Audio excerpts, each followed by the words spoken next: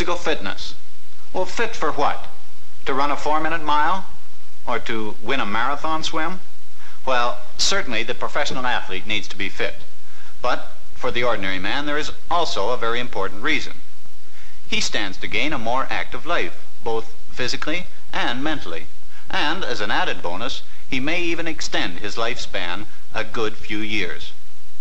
Keeping fit will also give him an energy reserve that will help him to more fully enjoy his leisure time and help him to meet emergencies. Scramble vector 330. In an operational role, aircrew skill and efficiency are not enough. To meet emergencies, which are a part of their jobs, aircrew must have a high level of physical fitness. Without a reserve of energy, a pilot lacks mental alertness. His reactions are slow. He could endanger his own life and the lives of others.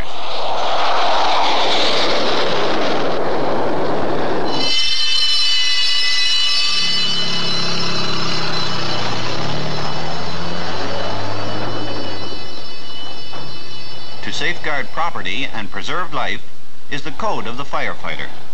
But there's little point in knowing how and where to direct water at a fire if the firefighter is too tired to hold the hose.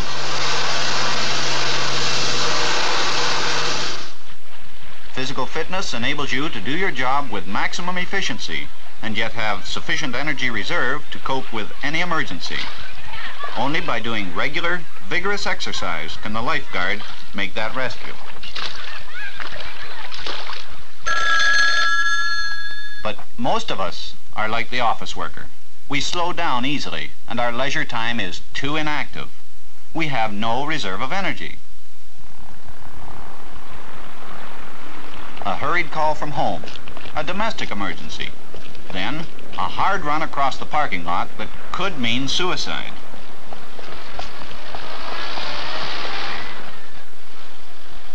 Exhausted, we are incapable of making quick decisions and cannot drive safely. We are accident prone and a menace to others on the road. What's the answer? Well, the answer for everyone should be keep fit and stay alive. Now, if you are normally healthy, the only way to achieve physical fitness is through physical activity. Sports are excellent. However, they are often expensive, time-consuming, and even impossible for some people. To develop physical fitness, an exercise must be balanced and planned. It must be progressive.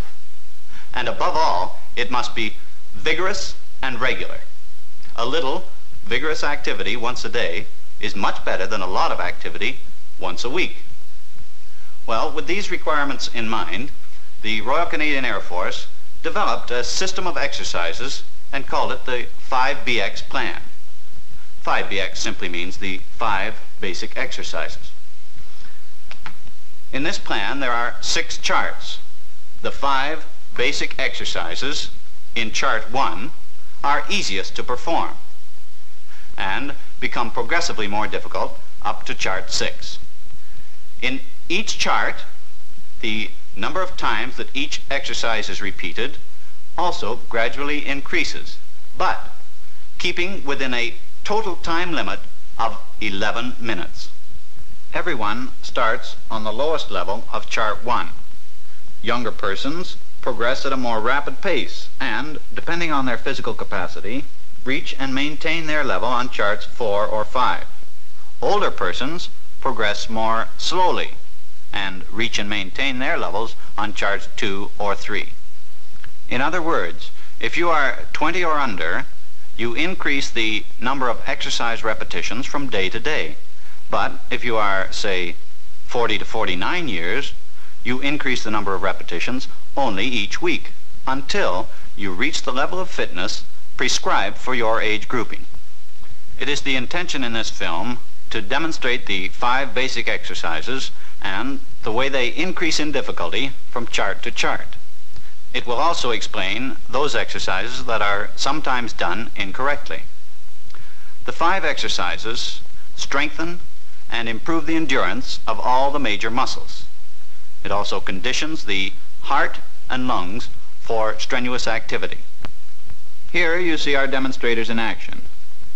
Notice that no equipment is required, that it is convenient, any small space will do, and it is simple. These are the exercises from Chart 2. Exercise number 1 may be considered a warm-up exercise because it prepares the body for the more strenuous activity that follows. It also stretches and loosens the large body muscles and those on the back of the legs. Exercise number 2 conditions the abdominal muscles and those on the front of the body. If it is necessary, the feet may be hooked under a chair to keep them on the floor. The demonstrator shows that he comes to a fully upright position. The back must be kept straight throughout. Number 3 concentrates on the long back muscles. This exercise is effective from head to heels. These are the muscles responsible for maintaining an erect carriage when in balance, and this is important, when in balance with those on the front of the body. In 4, the emphasis is on those muscles that are notoriously weak in most people, the arms and shoulders. How many people in their daily tasks are required to even raise their arms above their head? Exercise number 5, and the most important, an exercise for the heart, lungs, and muscles of respiration. It is running on the spot interspersed with various types of jumps. Here you see the stride jump with the arms raising sidewards. An alternate exercise that may be done for those who like the outdoors is a walk or a run of a prescribed distance within a specific time.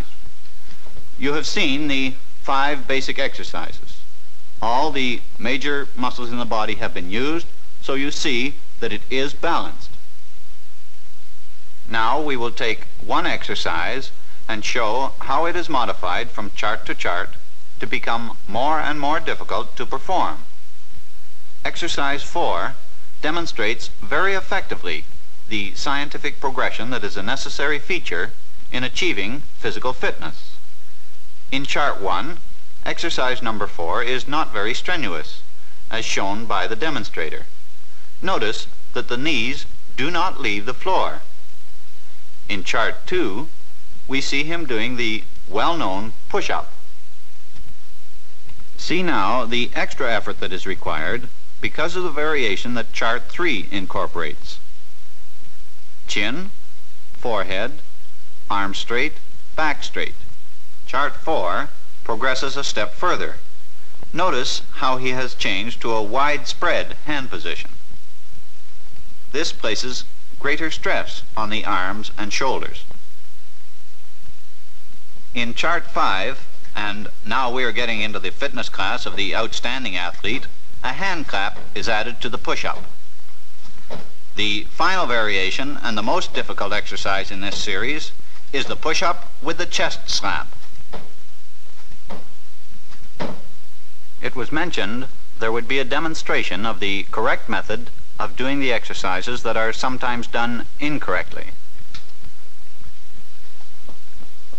Running on the spot requires the feet to be lifted only 4 inches off the floor in charts 1, 2, and 3. In charts 4, 5, and 6, the knees are raised waist high. This is the correct way to do the jumps in chart 4. Notice the full squat and straight back. The position of the feet alternate during each jump. In charts 4, 5, and 6, exercise number 1, the bending exercise requires that the body be carried in a full circle. The hands and arms sweep across the body from their floor-touching position.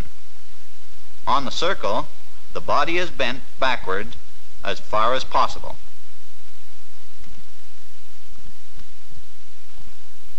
Exercise 2 in chart 4 is often done incorrectly because the arms are allowed to precede the body to the sit-up position. The correct method is to have the arms straight, close against the ears, and carried in a wide arc to touch the toes. In addition to progressing through increasing the difficulty of each exercise, we progress by increasing the number of repetitions. In Chart 1, exercise number 4 starts out suggesting only 2 repetitions. As fitness improves, so the number of repetitions increases, and when you are ready to leave Chart 1, you will be doing 13 of this type of push-up. Chart 2, with its greater demand for strength, starts out with 9 push-ups, but increases to 20. And so it is with each exercise in each chart. As you progress, greater demands are made upon you, so that you always have a figure to strive for. This is the self-measuring aspect of the plan. This then is the RCAF 5BX plan for physical fitness. You have seen how it works. It is simple, and it takes only 11 minutes a day. The plan guides and motivates you every step of the way to a high level of physical fitness. This is it. The rest is up to you. Get fit and keep fit with 5BX.